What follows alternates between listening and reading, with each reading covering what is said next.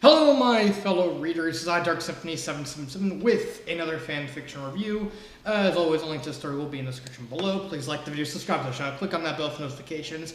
Leave a comment in the comment section below on your thoughts on the story. And finally, this is my opinion. My opinion is not indicative of everyone in the world, so please respect that. So, I am back with another trilogy of Super Koopalings stories. I'm almost done. After I finish this video, I only have about 4 episodes left. Maybe one bonus episode involving a certain story remake. Who knows? That's up in the air. I don't know. But the stories I'm doing a review of are episodes 17, 18, and 19. Now, I really don't like to talk about episode 17 because I really didn't like the story for one main reason. I'll talk about it more when I get to it. But I didn't like episode 17. I really loved episode 18. I thought that was hilarious. And episode 19 was just an average. It was more average than anything else, and I completely forgot. So let's start with the plot of episode 17. So, episode 17 starts with is kind of a dual plot because the whole point of the story is to introduce a certain plot that's going to be relevant in future episodes and a new character. The character is called Pom Pom. I'll talk more about her when I get to the characters. But right now, with the plot that's being established is the Shadow Sirens. Now, I love Thousand Year Door. It's one of my personal favorite games of all time, so I love the Shadow Sirens. So them being here and the story revolving around them at least makes sense. And for the most part, the overall groundwork of putting the Shadow Sirens, or more specifically the Shadow Queen, as the future main antagonist of the entire series is done really well. It's not magnificent, but it's done enough in the context of the story itself that, you know, it's good. So the story starts with Iggy because of course it does. If it's not Iggy's lab starting stuff, it's Iggy himself starting stuff. What's actually, she's gonna write a story that just involves everyone trying to get into Iggy's lab to start a plot. I'm having Dexter's Laboratory flashbacks. Omelette du fromage! I'm sorry, I couldn't resist. Couldn't resist. Iggy is basically searching for this this signature, and comes across a temple that was dedicated to worshiping the Shadow Sirens and the Shadow Queen. Iggy finds a box, a full box. He takes it back to his lab. He puts it in a cage, the same cage where I'm trying to remember. I think it was the same cage that they put Dupless in at the Frostwall trilogy story. And just let them there. So you're gonna stay right there. We're gonna figure out what we're gonna do with you. They leave. Meanwhile, Bowser's is doing Bowser things, as you all know. Bowser, he loves a little bit of kidnapping. And everyone's like, you're gonna come with me to kidnap the princess. You don't wanna! I'm your father, I'm gonna do it anyway. But Lemmy's sick, and Roy offers to take care of Lemmy. Along the way, we are introduced to a character called Pom Pom, who is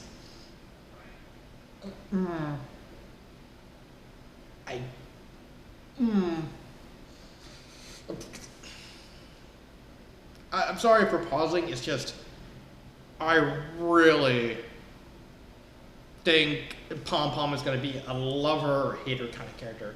I think Pom Pom's fine. I know I'm getting off tangent into talking about the characters, but Pom Pom's part in the plot is fine until a certain point.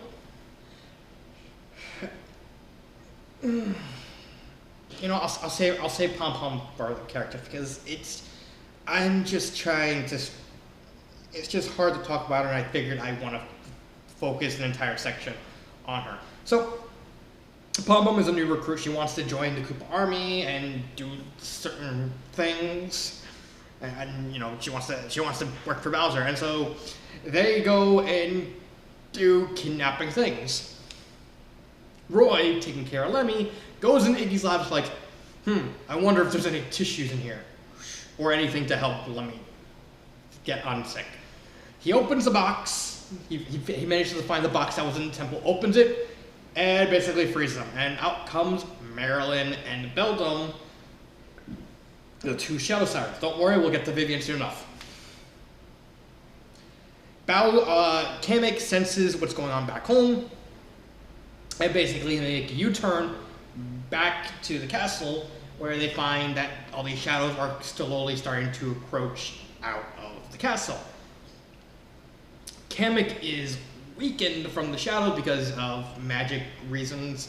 I honestly can't remember off the top. I know it has to do with magic, like he's sensing the power and it's actually kind of making him weak.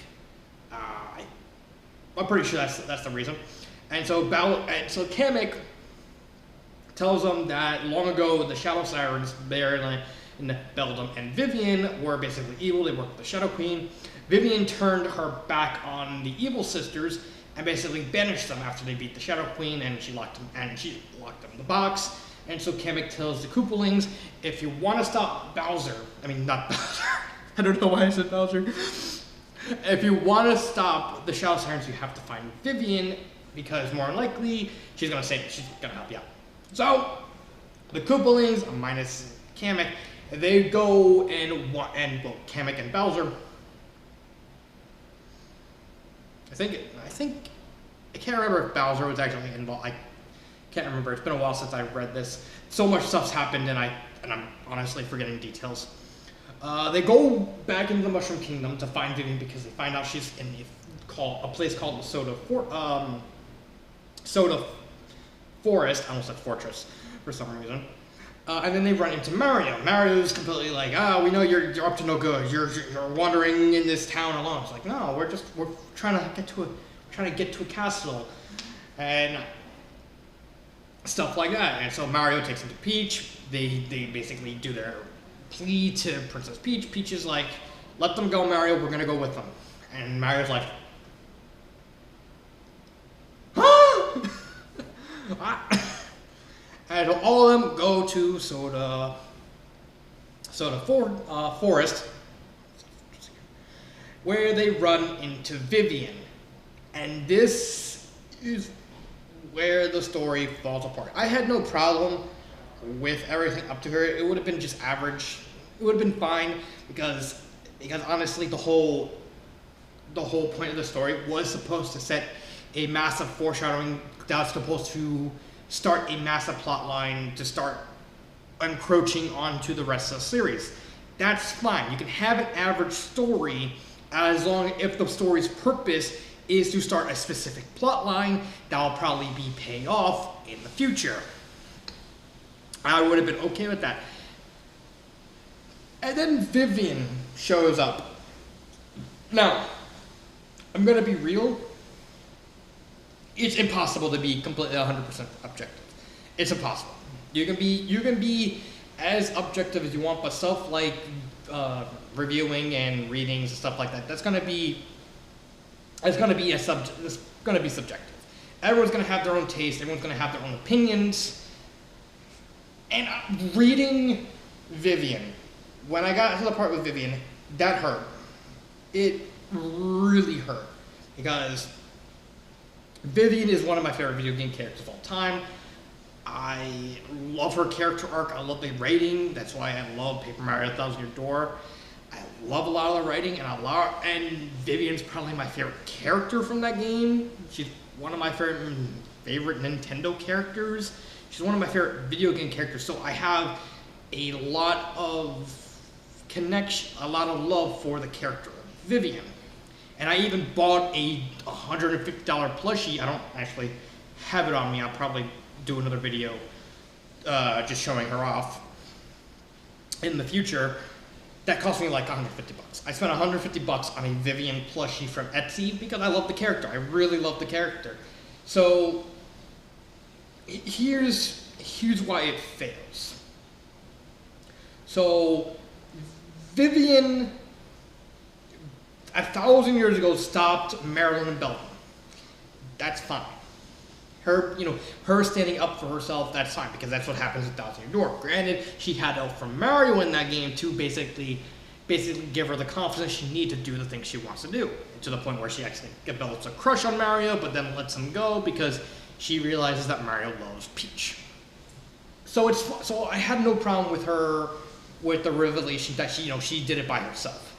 I had a problem where at that point in the story, everything falls apart because the author turned her into a caricature and basically over-exaggerated her shyness to just absurd degrees. It just doesn't work in that context. That's the main crutch. Like, once Vivian was introduced into the story, it falls apart. The entire story falls apart. The characters fall apart, the plot falls apart. Everything kind of just collapses because the whole second part is just basically based around Vivian as a character. And since Vivian doesn't really work in this context because they basically the author exaggerated her shyness and exaggerated her meekness, she's basically like Fluttershy, just not as well written. And I'm not exactly a fan of Fluttershy either. Sorry, Fluttershy fans, that's just me. It just doesn't make sense from a conceptual level how shy she was, because she really shouldn't have been as shy. Like, think about it, she's been living on her own in the forest for 1,000 years. I don't think shy and meek would really fit that motif for the character. Yeah, it worked in Thousand Year Door. That's because Beldam was with Vivian the entire time, basically just and they were basically all living together. So Beldam basically just insulted Vivian a lot of time. So Vivian had Beldam just hammering on her, and Marilyn just kind of helping her out a little bit. So there was a nice balancing act for Vivian to have the inferiority complex without going off the deep end, because she still had people to talk with. She still had interactions. You can't just have her be by herself for a long time with her not really changing as a character in some way, shape, or form. It's really simple procedure, and that really hurts, because I understand what the author was going for, basically doing a very, very abridged version of Vivian's character arc from Thousand Year Door. It really didn't work, because this version of Vivian should not be like Thousand Year Door Vivian. In the same way, the whole abridged Vivian arc did work in the mole Saboteur's Island, because her character in that story was basically an abridged version of her Thousand Year Door story. However, that was given more time, that was given way more time to develop, because she was the most important character. She was pretty much the main character in Saboteur's Island, and she still had people with her every step of the way. Just replace Mario with Goombella, Wario, and Lubvi. So take that as you will. The point is, this version of Vivian just cannot work in this context of the story. So continuing on, when they run into Vivian's being shy and meek and very, very basically acting like Vivian. They tell her Marilyn and Beldam they're back. Well, they don't call them Marilyn and Beldam. They just say the Shadow Sirens are back. It's like, oh no, and she's like freaking out, and she's like trying to hide and run from them, like, because she's worried that her sisters are coming to kill her and basically do a lot of stuff. The Shadows rush into them, lay out all the Koopalings except for Pom Pom. Pom Pom manages to escape, runs into Vivian, gives her the confidence she needs, which really didn't work, because we weren't given enough time to get a handle on Vivian's character to make her get that confidence. It just really didn't work. And so Pom Pom and Vivian, they go back to the castle. And Pom-Pom manages to help Vivian get enough confidence that way she's able to recite the spell and send Marilyn and Belden back into the box where they're locked up again. And that's the story. Like I said, I get what the author was trying to do with the story. Like the whole point of the story was to establish a singular plot device that's going to be explored, go into more depth as the series goes along, once they become relevant again, i.e. the Shadow Sirens, and by extension, the Shadow Queen. So, I get that. I get why the story is not really as strong as, say, some other stories in the series, because it's all about that one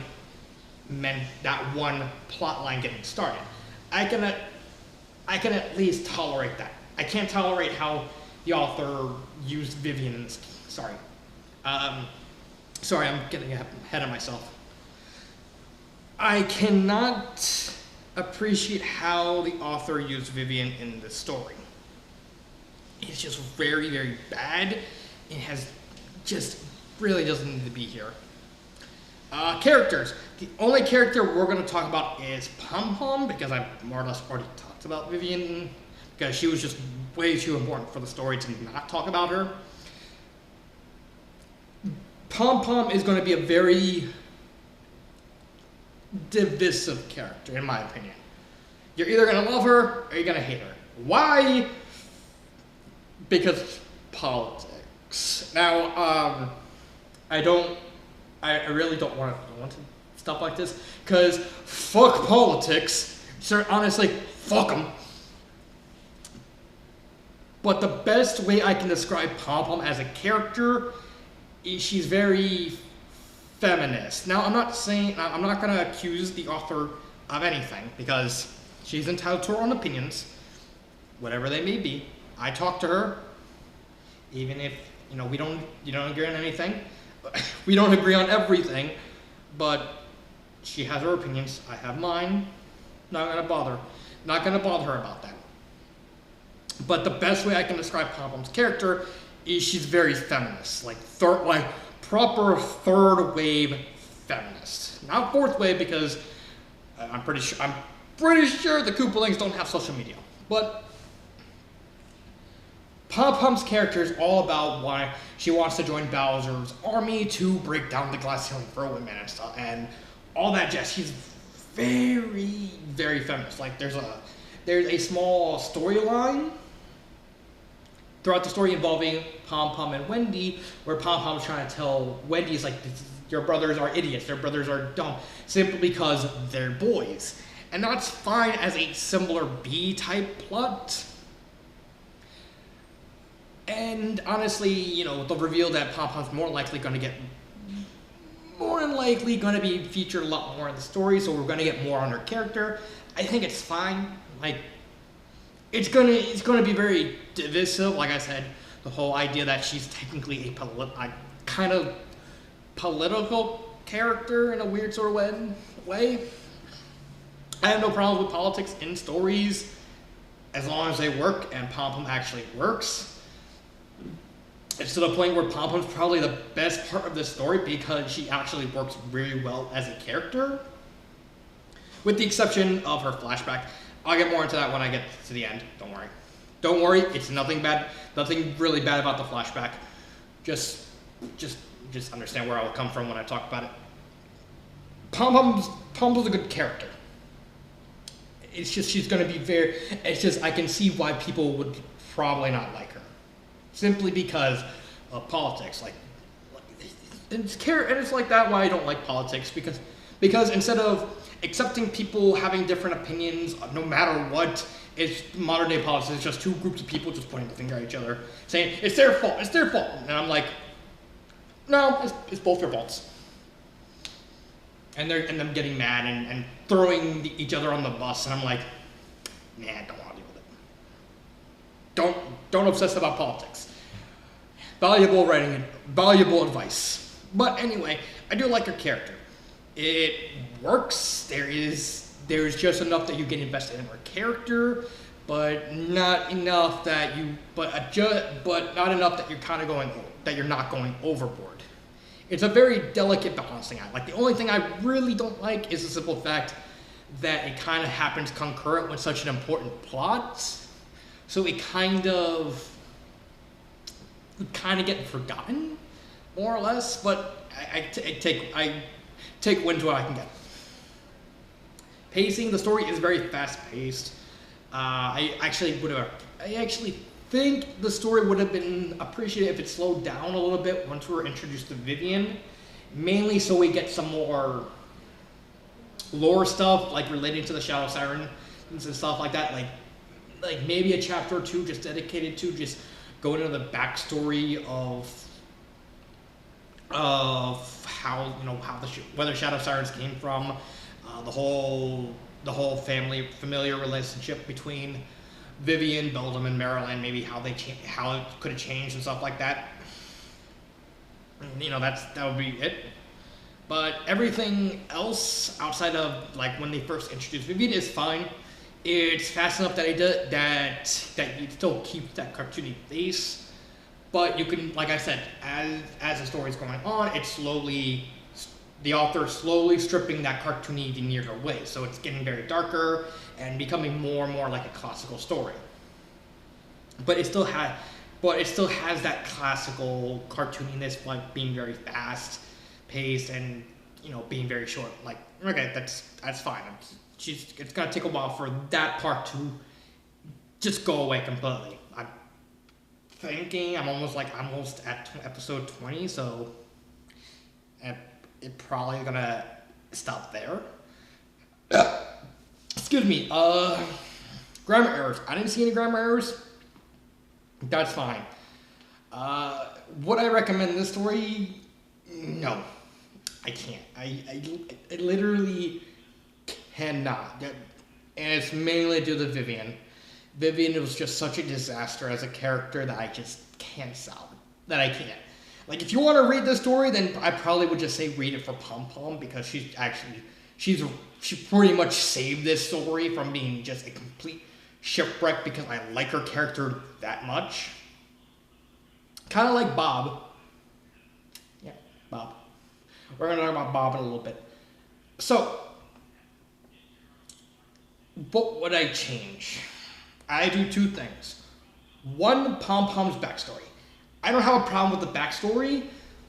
The problem is it just really didn't need to be here. Like, honestly, if there's another story involving Pom Pom and kind of get Wendy to help, to kind of have Wendy turn her back on her brothers, I would suggest just putting it there. Like, you don't really need to change anything about the backstory.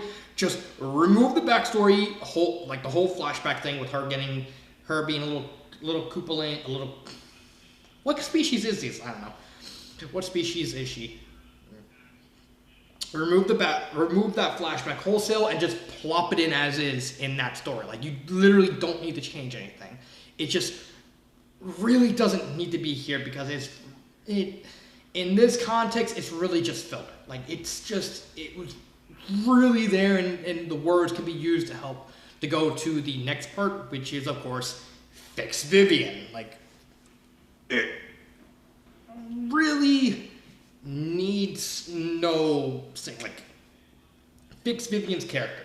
Like, I would be okay with the presentation, like the whole in the bubble, in the context, not context, bubble of the plot itself, if Vivian's character fit the scene. Like, okay, so what do we do with Vivian's character? Simple. She's lived on her own for about 1,000 years.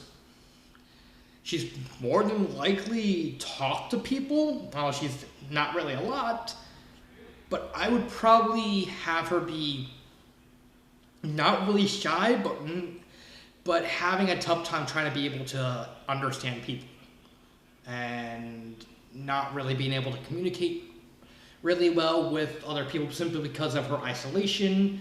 You can have her kind of be a little more confident. If you want to keep her shyness, just don't over-exaggerate it. Probably make it bare minimum. Like, she's very shy and very reclusive around other people, but that's just more because she just doesn't know how to really communicate. Like, you can do a whole thing with body language. There's a lot you can do with that.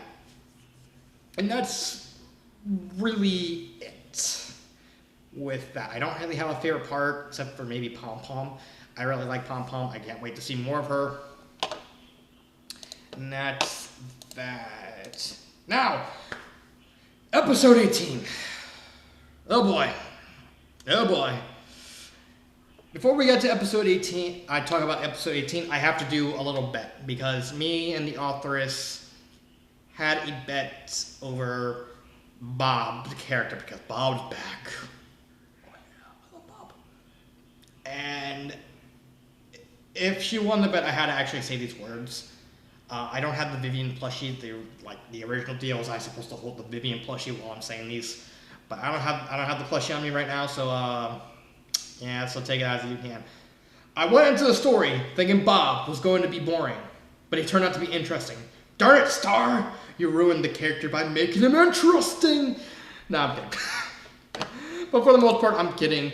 I really love the story. I honestly think this is the best story so far. Like, most of the other stories basically, at best, turned out to be good. This was the first truly great story because I really loved everything about it. It's completely flawless. Is it an amazing story? No, but it still speaks wonders that this is the best story that she's written so far, and it's just a fun, relaxing, entertaining story. So what's the plot of episode 18? Well, in Iggy's lab, because of course, Iggy builds this gigantic robot to fight Mario. You can see where this is coming. You can see where this is going, right? Iggy, to test the robot because he's trying to iron out as many kinks as he can, has the robot fight the other Koopalings. Now Ludwig is very hesitant. Like it's kind of a fear of losing his pride and also fear of it's fear, but mostly it's fear of losing control of his powers, even small time, and also the fear of like his image. Like he doesn't want his image hurt. I'm getting pounded into the face by a robot. So he runs to Bob, his clone, and turns out Bob got a job as the manager of the general store of generalness. Patent pending. So Bob and Ludwig basically decide, let's switch lives for about a day or two, and just to get everything. It was Lemmy's idea, but Ludwig went along with it because he actually liked the idea. So the story is basically just Ludwig living Bob's life for like a couple days, and Bob living Ludwig's life for a couple days. I love this. I thought the plot was incredibly hilarious, and basically honestly you can push this as much as you can. But I love the presentation. Like Ludwig is like, all right, Ludwig, here's my list of what you have to do at the general store of generalness. A list? Yes, I'm the manager. I never worked at a retail store. And that's honestly, I guess the reason why I love the story is because I happen to work in retail, and I just pity Ludwig so much. Oh, I still remember. Oh, so let's talk about the Ludwig side of the plot. Ludwig is just basically working at a general store. He runs into a couple bad customers, including like an idiot that doesn't know where anything is. I can relate. and meeting friends who basically tell him, hey, you got this girl, and she's basically like, she's too controlling and stuff like that. Yeah. What is a man? A miserable little pile of secrets. But enough talk. How about you?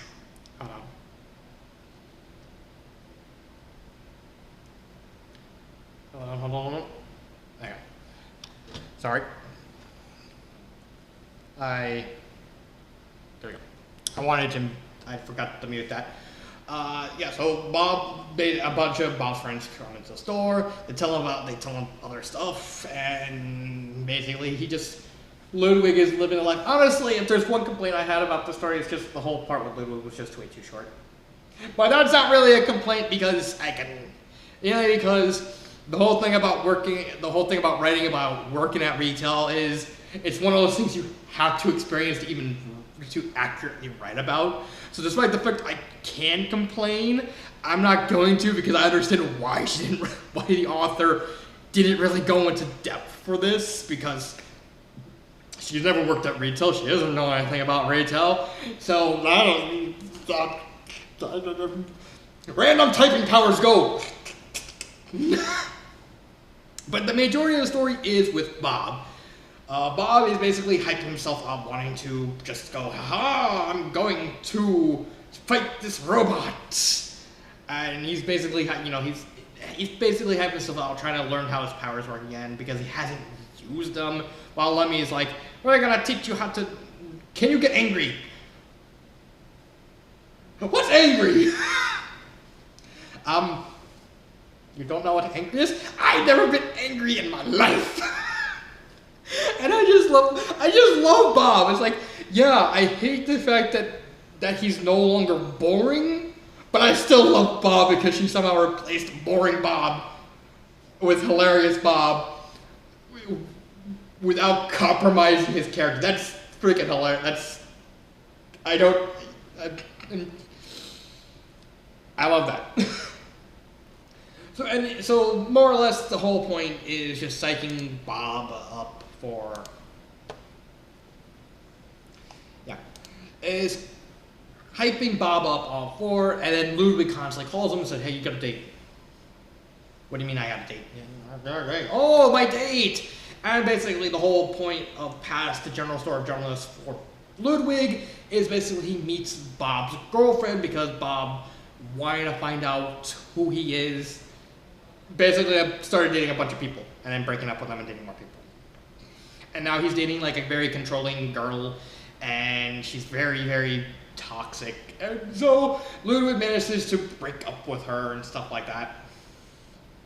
And basically and it ends with Bob ending up in the hospital because Bob gotta do Bob do. Yeah, I'm generalizing the whole plot. But I really love it. But it's just, it just shows how weird this story was. Like the whole point was like when Ludwig is when Ludwig goes into Bob's house, it's literally just a mess with a ton of shoes, and he has a pet tortoise named Roadkill. I wish I was making that up. I wish. I seriously wish I was making it up. But yeah, the story does end with Bob fighting the robot. Bob beats the robot, and then ends up in the hospital where Ludwig and Bob says, hey, we're gonna be. And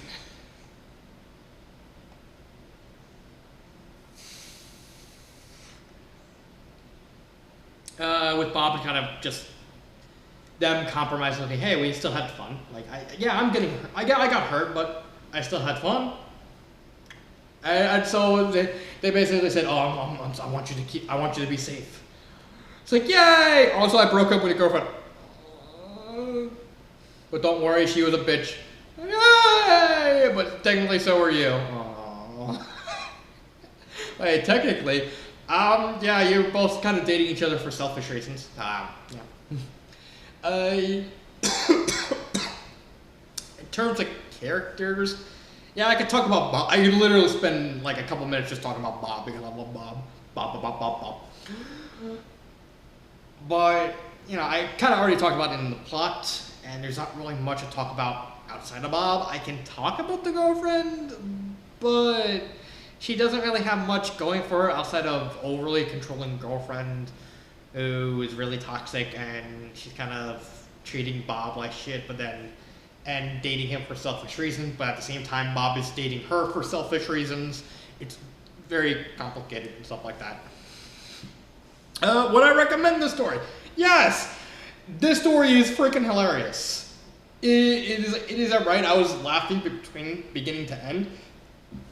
Especially everything involving Bob or Ludwig working at this retail store, because I work at retail, so I actually appreciated I appreciated the little detail of Ludwig dealing with a dumbass customer.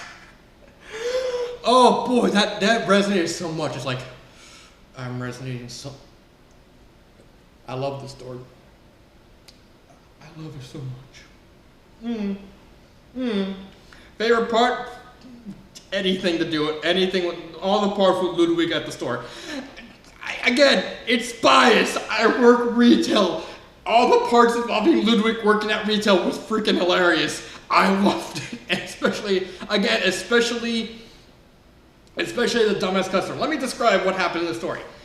Ludwig has been trying to tell this customer where a certain item is for about 20 minutes. However, she's a bimbo, like a literal bimbo, a Koopa bimbo, and she doesn't know where anything goes, where anything is. And she goes, "Well, we probably don't have it." And she's like, yeah. And she basically acts like a bitch as she's leaving. That's basically that's retail. Anyone who's worked in retail has dealt with those customers. They're not new. They're always going to exist. If there's anything I would love to change, I would literally just add a bunch more chapters to Ludwig working at the store. Again, I understand why the author didn't do that, because it's one of those things you have to experience to write jokes and basically write about in any accurate terms. Like, okay. Like, I don't know. For instance, where I work, there's a lot of Spanish people. They think I speak Spanish, and then they get pissed off when I tell them I don't speak Spanish. You know, that's an example. I wouldn't suggest she write a story about that, but that's just an example. But yeah, I love this story. It just really love to see. Want to see this more. I want to see Bob. I just love Bob. It's like he's really my favorite character in the series so far. I just like him. It's like I could just easily see the author is just writing a story about Bob painting a house, and she can somehow make that the most entertaining thing because she freaking just handles Bob like Bob Ross. Yes, I made that joke on purpose. Don't fault me. Now, that's it for 18? Yeah, 18.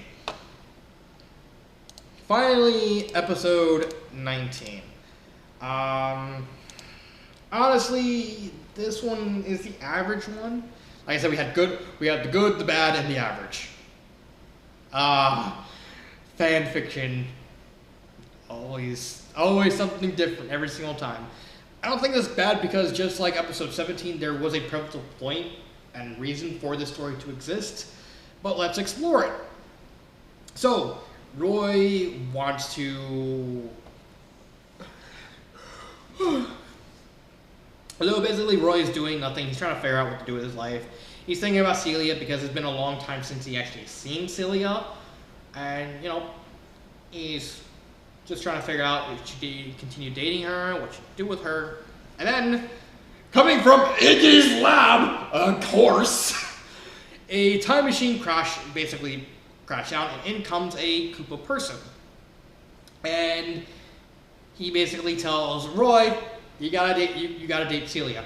You gotta date her. And so basically the whole story is just basically one big montage of Roy trying to butter up Celia using the boys, his name is Sage, advice to try and get her to date him and stuff like that. It's really painfully average. Like, it's not really any reason to go much into detail because the plot is literally just boy from future shows up, tells Roy to date this girl, and Roy spends the entire story trying to basically woo her. And then they kiss at the end. It's not really much dynamic plot. Like, okay, it's a stock romance story. Like, yeah, I've seen those a lot. So they're not. So despite the fact it's average, it's still decent enough that I'm not gonna say anything bad about the story. But this is one of those stories that are just gonna completely just forget about once you finish reading. Like, oh, I read this story. Now the next one. There's not really much depth into it. Like, yeah, there's lots of cute moments of Roy trying to woo Celia by taking her to his favorite diner, but it's like they do like a bunch of poison food, and he tries to cheer up like by giving the crew's like, here's, I'll give you a 100-coin tip if you cook this. When you let me like fireworks, and he's trying to cheer her up, but then he sets the fire.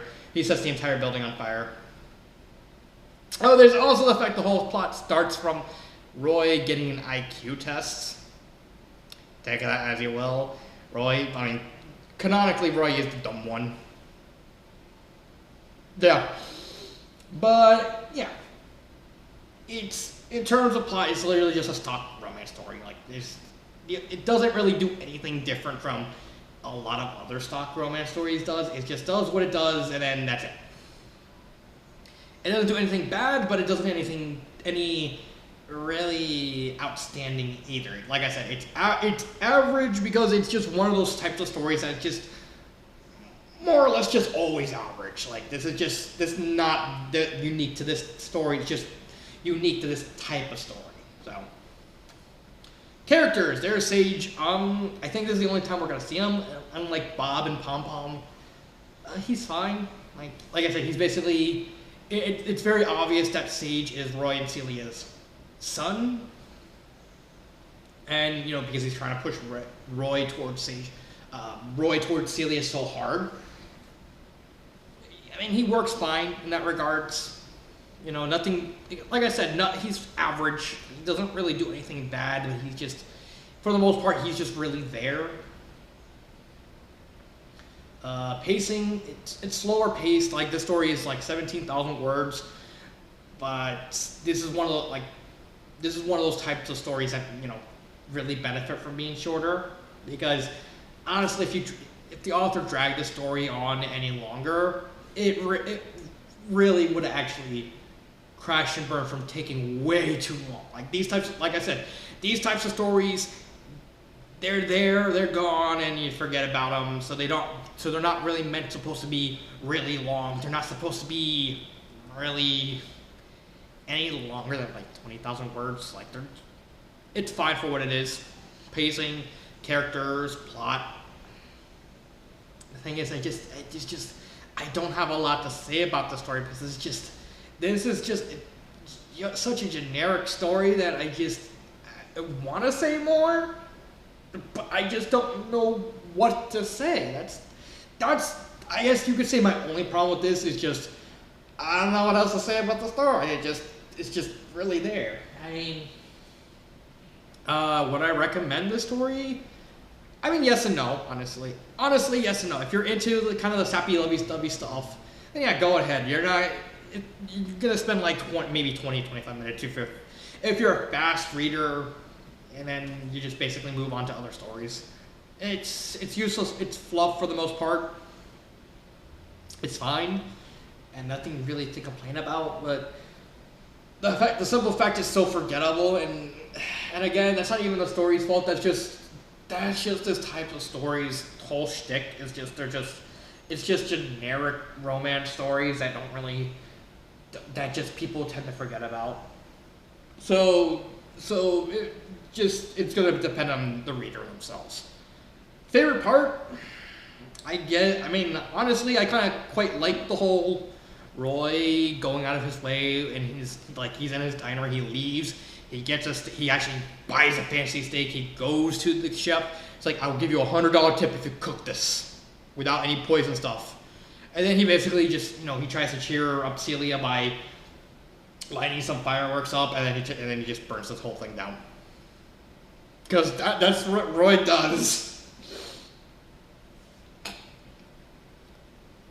But yeah, that's my favorite part, just that whole cutesy thing, because it does show that Roy is trying to win it, and I honestly thought it was a nice bit of character and plot. And honestly, even a little bit of humor. Like I said, it's nothing outstanding, it's just there. What would I change?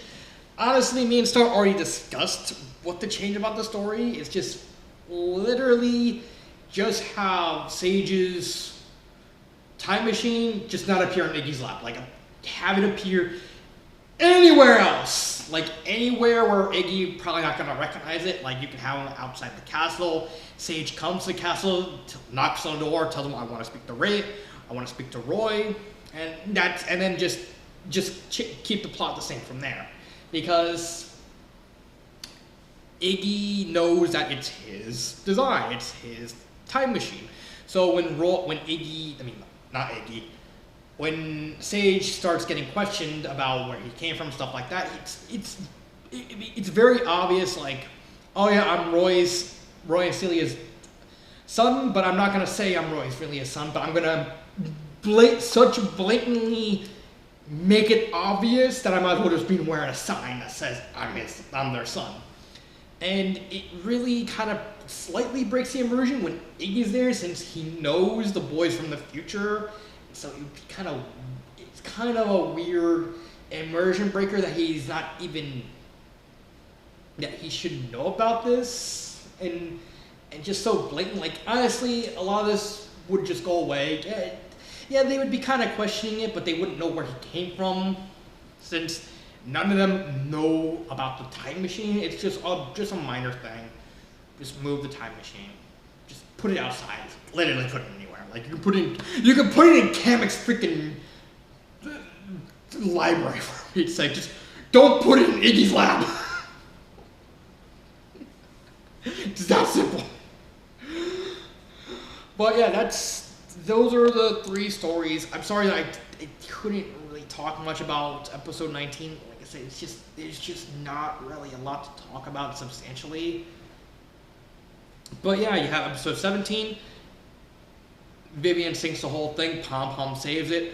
Episode 18, freaking Bob. Like I said, love Bob. Just Bob can do no wrong, and the author cannot do any wrong with Bob yet.